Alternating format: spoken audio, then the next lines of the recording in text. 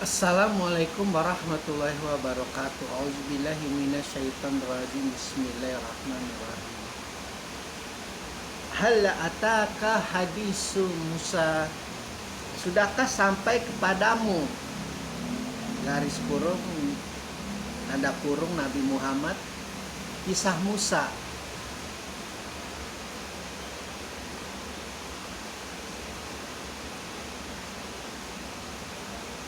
Dari sejak kecil sampai detik ini,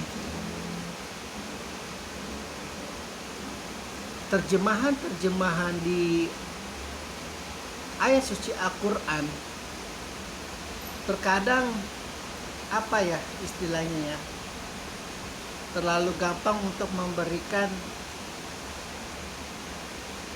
tanda kurung yang kita tahu bahwa arti tanda kurung adalah bentuk tafsir, bentuk penjelmaan dari tafsir penulis atas ketidaktahuannya ini untuk siapa. Karena jelas sekali kalau tanpa tanda kurung, sudah sampaikah kepadamu kisah Musa, dan itu artinya untuk semuanya, bukan hanya untuk Nabi Muhammad. Bahkan kalau saya sebagai penafsir juga ini mungkin bisa disebabkan kepada kaum kafir Quraisy.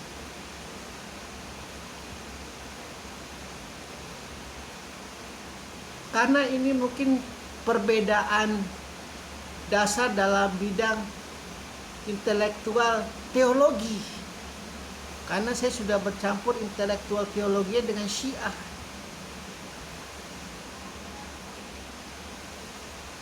Di Syiah jelas sekali untuk menafikan kemampuan Rasulullah dalam segala hal, bahkan kemampuan Rasulullah dalam menceritakan kisah para nabi. Karena kalau dalam segi sopan santun, dalam segi adab, ini jelas sekali Allah meremehkan Nabi Muhammad. Seperti saya bicara kepada anak saya, "Hai Fulan, lo tahu gak kisah Nabi Musa?" Seperti itu. Padahal jarak antara Rasulullah dengan Muhammad itu tidak ada batas, tidak ada tirai. Dan perbedaan paham ini jangan sekali lagi dijadikan alat untuk membedakan kaum Sunni, mengkafirkan kaum Sunni, mensesatkan kaum Sunni. Namun umat juga perlu diberitahu, karena di sini sekali lagi Islam itu luar biasa luas, seluas samudra. Siapa ya mata yang bisa melihat luasnya samudra? Siapa? Tidak ada. Apalagi manusia yang panah ini, yang penuh dengan kebodohan ini, kejahilian ini, keterbatasan ini. Jadi wajar jika setiap manusia itu hanya bisa melihat dari satu sisi, tidak seluruh sisi. Pun begitu dalam Islam. Kecuali Islam adalah agama ecek-ecek, agama abal-abal, yang tidak perlu banyak penafsiran. Cukup satu tafsiran sudah semua selesai. Gak perlu pusing-pusing ini, karena ini agama besar. Agama yang mengklaim sebagai agama inna dina indallahil Islam, agama yang direstui oleh Tuhannya semesta alam. Jadi bukan agama yang main-main. Jadi wajar jika banyak penafsiran, jika banyak perbedaan. Sekali lagi, ini tidak menghalangi dalam hati untuk membodohkan umat Sunni, membedakan umat Sunni, menteror umat Sunni dengan segala paham-paham bahwa Nabi Muhammad adalah nabi yang biasa saja, tidak berbeda dengan manusia yang lainnya. Jadi begitu saja bedanya dengan umat Syiah yang mempercayai bahwa nabi itu tidak ada hak untuk dilecehkan, baik di dalam Al-Quran, di dalam hadis, atau di dalam apapun, termasuk keluarganya.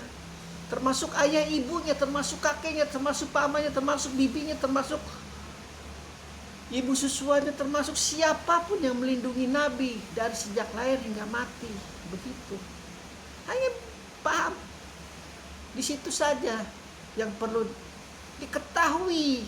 Dan tidak perlu disembunyikan-sembunyikan lagi. Untuk apa disembunyikan-sembunyikan hal yang sangat penting seperti itu. Kasihan anak kita nanti jika tahu sudah begitu luar biasa memegang mazhabnya dan sama sekali buta dengan mazhab yang lain, terperangah akhirnya. Jadi gampang untuk membedakan, menyesatkan, mengkafirkan. Padahal satu, la ilaha illallah Muhammad Rasulullah.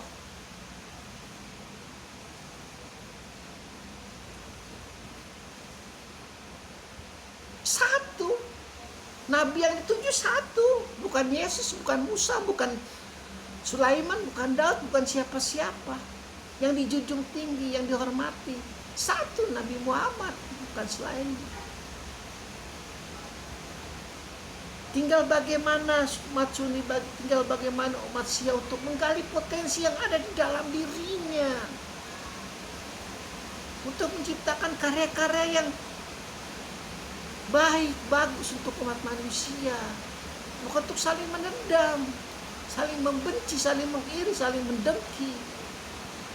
Kalau hal itu terus yang digali, saling membenarkan mazhabnya, ya nggak akan selesai.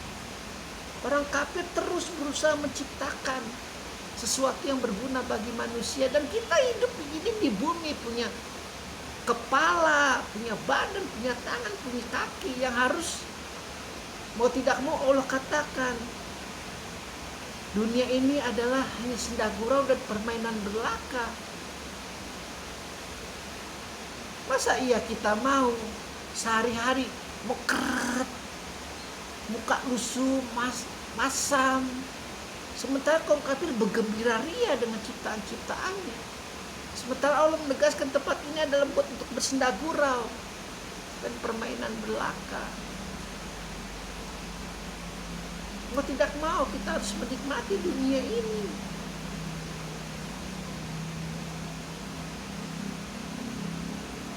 Harus menikmati peran kita di dunia ini.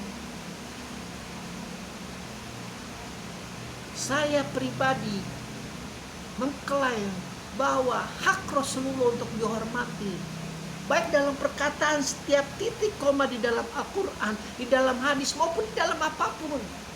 Karena luar biasa kalau bagi Sunni ini, saya dari kecil diajarkan, terkadang Rasulullah tidak memiliki ilmu kegaiban.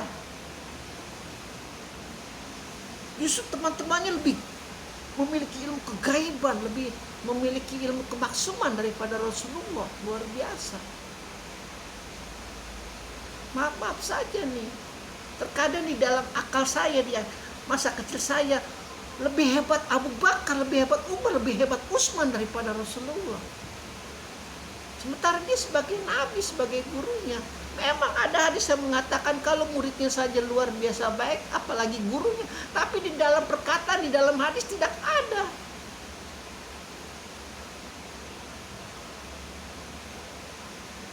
Tidak ada hal itu termaktub, terlihat secara jelas. Bagaimana kehebatan Rasulullah ketika mengenali Syiah, oh ternyata seperti itu. Ada juga kaum yang mempercayai bahwa yang paling tinggi letak kesucian itu, fitrah Islam itu adalah Rasulullah. Tidak boleh digoyang sedikit pun.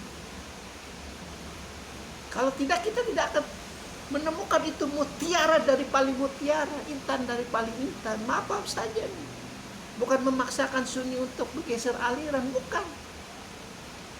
Karena percuma. Nikmati saja apa yang kalian percayai. Saya juga akan menikmati apa yang saya percayai. Sudah sampaikah kepadamu, dalam tanda kurung di sini hadisnya. Ada apa terjemahannya? Karena ini jelas-jelas dari online Sunni, Nabi Muhammad kisah Musa. Namun kalau tanpa tanda kurung, sudah sampaikan kepadamu kisah Musa. Nabi tidak perlu diajarkan, dari sejak buaya sampai itu yang mengurus Jibril. Terlihat satu kelemahan pun Jibril langsung menutupinya. Jadi secara tidak langsung saya mengatakan bahwa, hei orang kafir, lu tahu nggak tentang kisah Nabi Musa? Nih gue terangin, begitu kata Muhammad. Alhamdulillahirabbil alamin.